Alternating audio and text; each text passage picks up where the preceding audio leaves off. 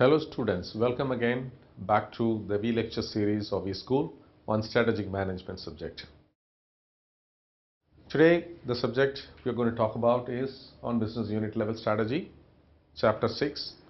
We have so far seen in this strategic management process book, we have seen the fundamentals of strategy, industry analysis and competition analysis, external environment analysis.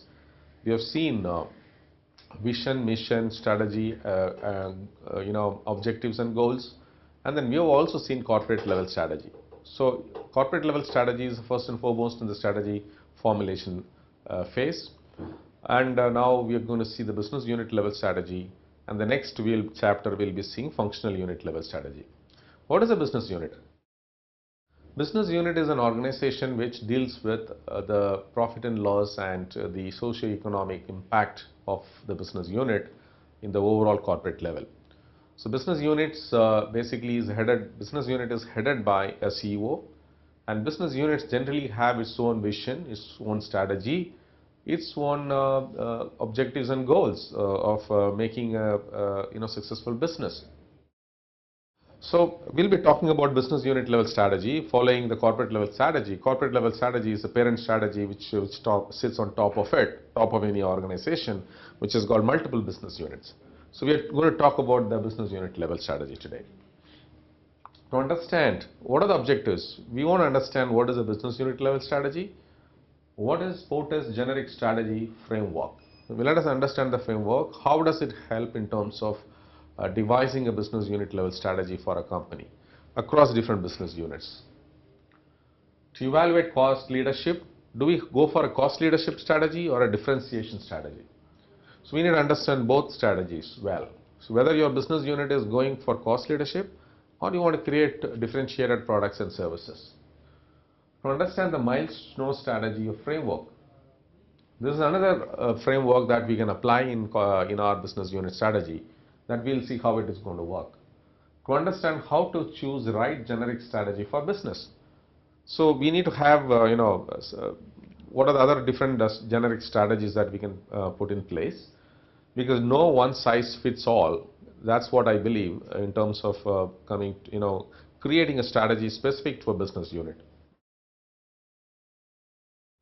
The foremost important thing about creating a business unit level strategy is all about creating competitive advantage. Whether it is cost leadership or it is differentiation, how do you create a competitive advantage, thereby your organization, your business unit is able to maximize its returns from the market, maximize its growth, maximize its profitability. So that's all about creating competitive advantage. Now let's have an introduction to business unit level strategy. A business unit is an independent business entity within the organization with its own vision, strategy, market growth, and set of competitors. So this is very important, right? So any organization will have multiple 3 or 4 business units.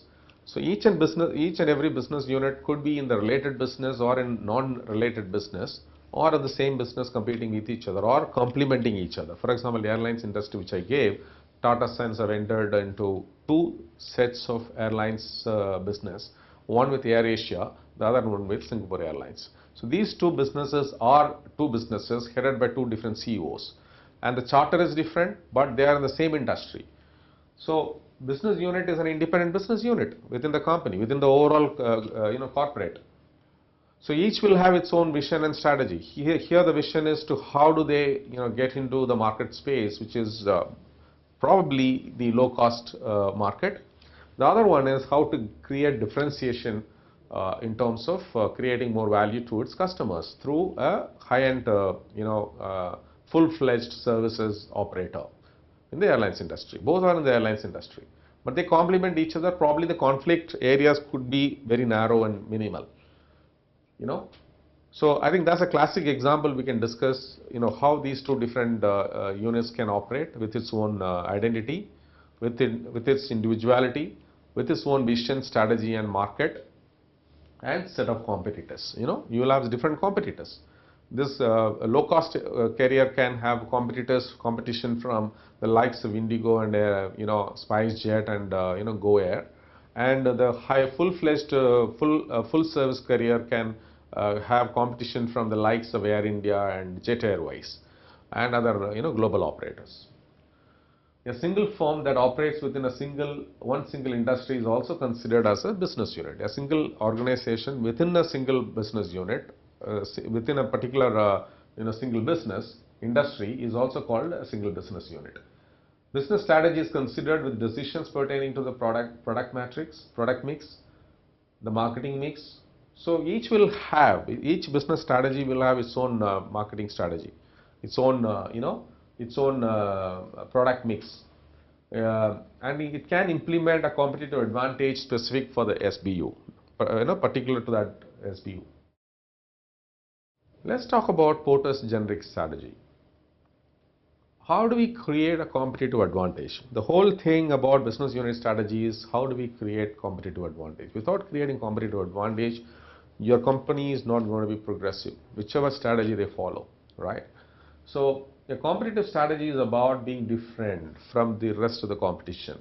There could be, many areas that you can differentiate yourself. You can differentiate yourself in your product, in your production capabilities, in your R&D capabilities, in your marketing capabilities, in your customer service capabilities. It could be anything. It means deliberately choosing to perform activities different or to perform different activities than rivals. A generic strategy framework is commonly used by many organizations to achieve and sustain competitive advantage, right? So a generic strategy framework is commonly used by many organizations to achieve and sustain competitive advantage. So it is very important. So let's go deep into that. What it means. It is based on two competitive dimensions. One is the strategic scope. The other one is, we'll come to the other one. The first, let's talk about the strategic scope.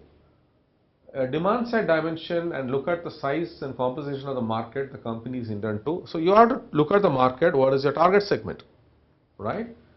The scope can be broad market scope, or it can be a broad market scope, or it can be a narrow market scope. It could be a focused market scope. It could be a general market scope.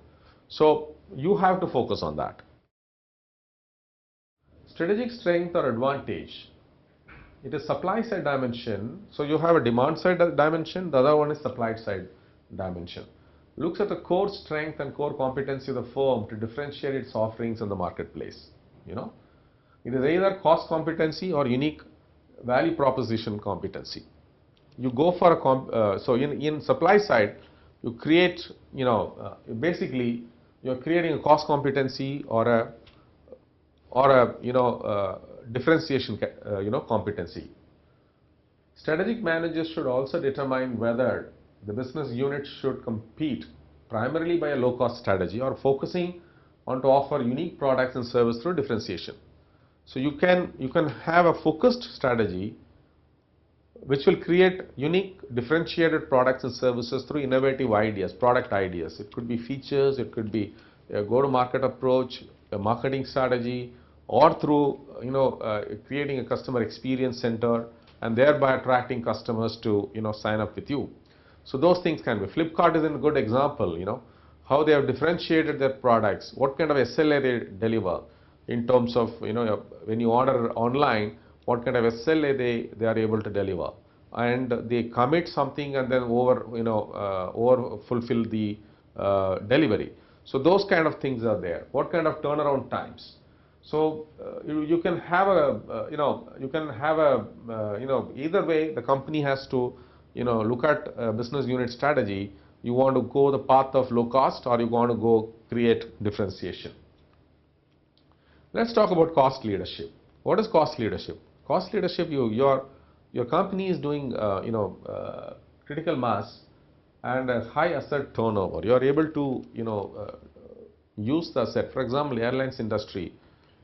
You have one aircraft which does multiple destinations in a day. So how are you able to turn around your aircraft? What kind of turnaround time you have? And how are you able to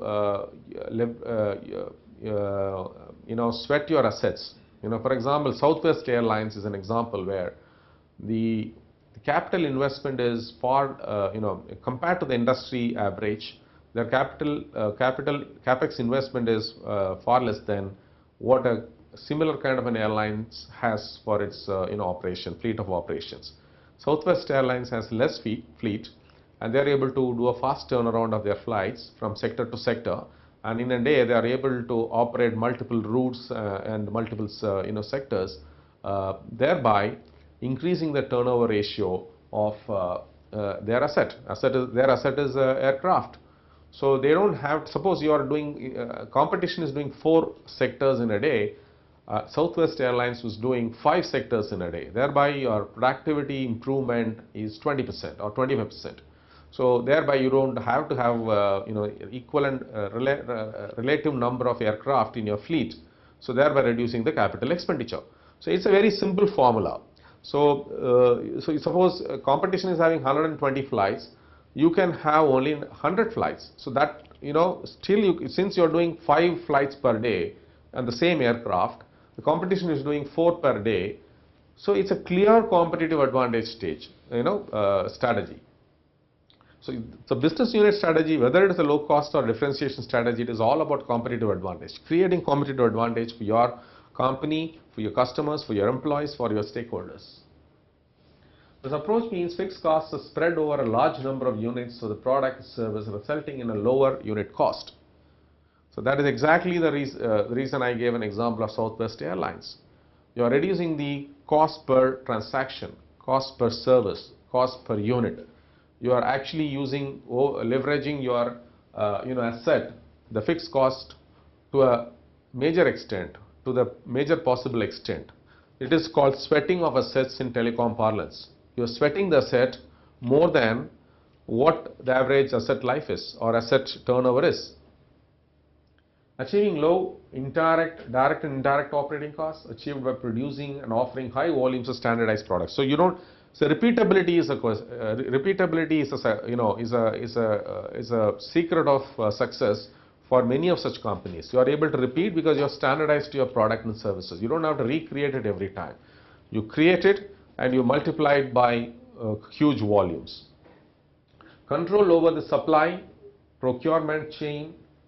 You have a complete input cost control. So to ensure low costs could be achieved by bulk buying, squeezing suppliers on price, etc. Because you got volume, critical volume. You got a huge volume. You are giving business to them. So thereby suppliers are able to give you reduced costs, huge discounts.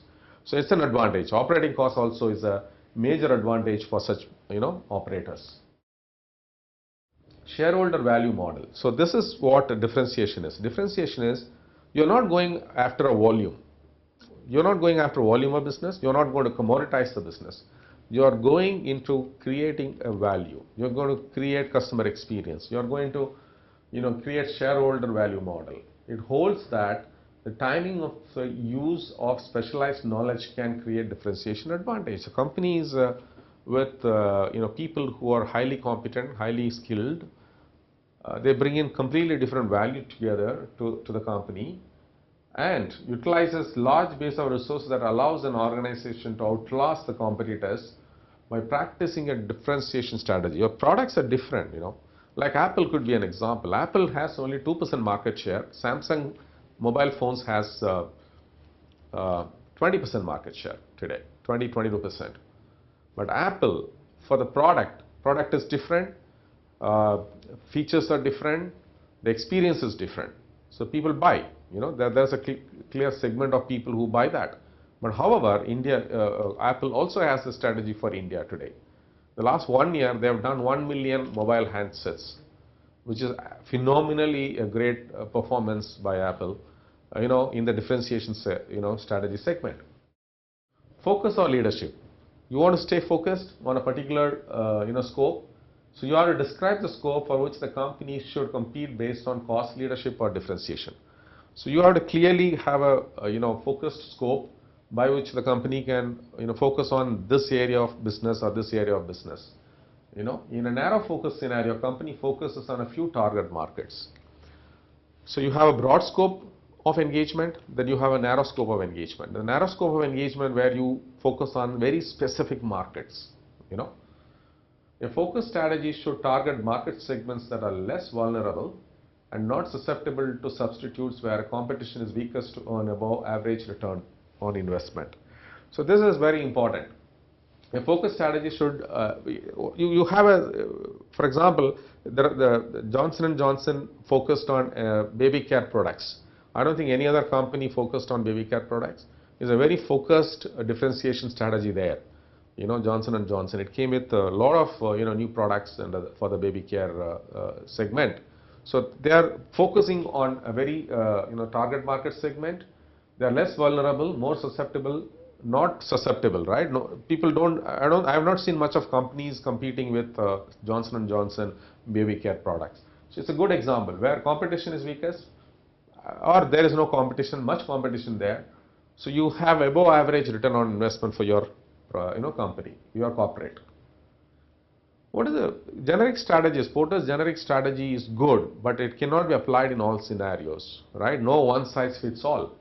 So lack of specificity, lack of flexibility, limiting in its scope and possibilities, low cost leadership and differentiation may clash with each other, resulting in no proper direction for the, because it can have conflicting situations, sometimes, you can have low cost, for example, Southwest Airlines, it doesn't mean that you are low cost, you can't create customer experience and differentiation, right? So, Southwest Airlines is a clear example where both can coexist. You're having a low cost leadership there, no frills airlines, and you're also creating differentiation because flyers prefer to fly in Southwest Airlines compared to another low cost airlines because of its promise on timely arrival, faster turnaround, and a clean aircraft, and in-flight crew experience is damn good. So what more? So it actually has both attributes of low cost and differentiation. So it may clash. It is actually overlap there. So it is clearly a strategy an organization can adopt. Multiple strategies may be required to respond effectively to any challenging environment condition. So there could be multiple, a situation where a company needs to have a couple of 2-3 strategies, that may be required to respond effectively to any challenges. A lot of uncertainties there, challenging situations are there. The whole economic situation is getting complex day by day. So you have to have multiple strategies to, basically to take care of, the challenging environmental condition. Now let's talk about another one, Miles and Snow strategy, which is a strategy framework. There are four types. Here he classifies the companies into business units into 4 types of, businesses. So there are 4 types of strategies that you can adopt. Prospectors. What are prospectors? Prospectors are promising companies that follows a prospector strategy, highly innovative company, a leader in the space, and is constantly seeking out new markets and new opportunities.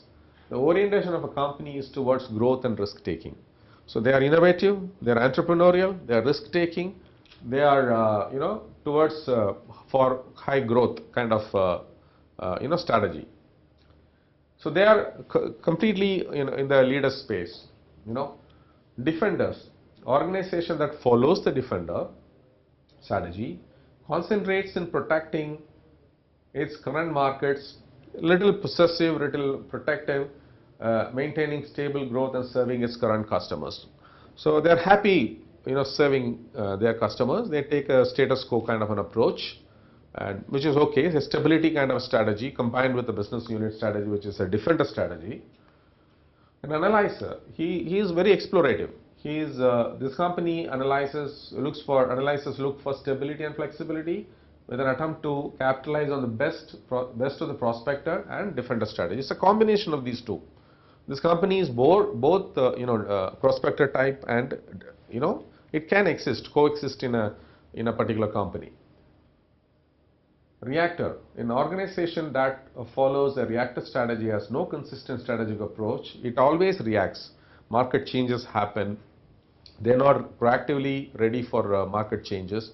So they react to the market after 6 months, 1 year, after much market share has been already taken away by the competitors, and no strategic choice is there. It drifts with environmental, it just goes on the flow and reacting but failing to anticipate and influence those events. So which is a very kind of a, what do you say, little sad situation, because these companies take a follower approach, not follower approach, more of laggard kind of an approach. You can call as a laggard. So these are the four different types of four types of strategies that fall under miles and snow strategy framework. The first one is prospector. The second one, prospector is equivalent to a leader. So defender is basically in a status quo, maintaining its business strategy. The third one is analyzer. Analyzer brings in the combination of both prospector strategy and defender strategy into their strategy. Reactor is a laggard who actually lags behind the market changes. They are not able to anticipate any or influence any market changes. In today's world, what is more important is social business strategy. A company cannot survive or thrive on its business without a social business strategy. Social business strategy is still evolving across the globe, and many companies are already adopting. Whatever goes online, the social media networks like Facebook or Twitter or LinkedIn, it has major ramifications and implications on your business, on your company. So the business unit can actually proactively engage with social media networks to promote their strategy. But it is not a part-time job. It is a full-time strategy. It should be a full-time strategy depending on your business. It's a strategy that requires having a healthy ecosystem to support adoption and execution of key business initiatives. So you can keep communicating the online through these social media channels, what your company's visions are, what your company's strategy is, who your customers are. Of course, referenceable customers. What kind of new products and services you are launching? What's the company's next? What are the trends available in the industry? How the whole global market is moving ahead. So you can have a holistic system to communicate your business initiatives. Social business strategy aligns with social media strategy, with the strategic goals of an organization. So it is about integrating the strategic goals with the social business strategy. So it's a very important aspect of any corporate or a business unit level strategy in today's scenario. Operating principles and utilizing knowledge as a part of competitive advantage. Business unit strategy, as you've seen, is all about creating competitive advantage. Whether you follow the Porter's generic strategy or Miles and Snow strategic framework, at the end of the day, you're creating a low cost and differentiation, or it could be a low cost differentiation like in the case of Southwest Airlines, or low cost and differentiation as in the case of Tata's two ventures on airlines industry. All these three are different case studies, right? So you can create a differentiation. So here the knowledge available across the organization can be used as a differentiation. For example, in an IT industry is all about creating knowledge workers, skilled workforce, whether it is Infosys, TCS or Tech Mahindra or whichever company that you talk about. They depend on people and skilled manpower. Their business, the whole business is about people in the IT services or any services segment. Knowledge can support the traditional mechanism of serving customers and delivering value. The customers pay for the knowledge, customers pay for the people, customers pay for the intellectual experience that they get. Knowledge-based strategies must be linked to traditional measures like KPIs, etc., because it is very difficult to measure. Unlike in a hardcore product company, services companies have to have KPIs very strictly on the what their deliverables are in terms of the services. Executing knowledge-based strategy is about nurturing people with knowledge. So it is very important in knowledge-based industries. Organizations leverage knowledge through networks of people who collaborate within the organization and provide service to their customers. Growth engine for knowledge development comes from workers' aspiration, need for help in resolving complex business problems. So IT services is a classic example, media services is there, social media services is there. These are classic examples of knowledge-based industry. Let's talk about business size. When you're having a business unit level strategy, you need to look at the business size and your growth plans and assessing the competitors and how much market share you can gain in the given marketplace. The size of the business has implications on a company's ability to adjust itself to the market forces like competition and environment changes. So it is very important, the size of the business, because if you are a small insignificant business, you will not have the ability to adjust it, yourself. Sometimes you will be going out of the business because bigger competition will take away your market share. Small businesses have the flexibility to change its ability to meet specific market demands and respond quickly to environment changes. Let's talk about mid-sized businesses. So we talked about large businesses and small-sized businesses. The mid-sized businesses, as they lack the advantage of being a small or a large businesses are enterprises, they generally seek to expand their businesses to achieve economies of scale to take advantage of a lower price per unit. So basically they try to take advantage of economies of scale. Scale down their operations by taking retrenchment strategy because they need to fit them into the shoes of a small business to take advantages of flexibility of a small business. So all these are business unit level strategies depending on the size of your business, whether you are a large business or a small business or a medium sized business. In summary, business unit level strategy is all about creating competitive advantage for your company.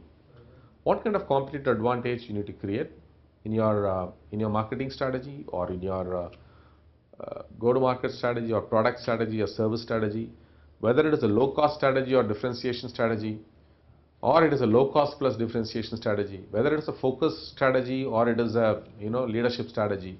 So you need to have your strategy very well defined in terms of what kind of strategy from a business organization standpoint you need to have.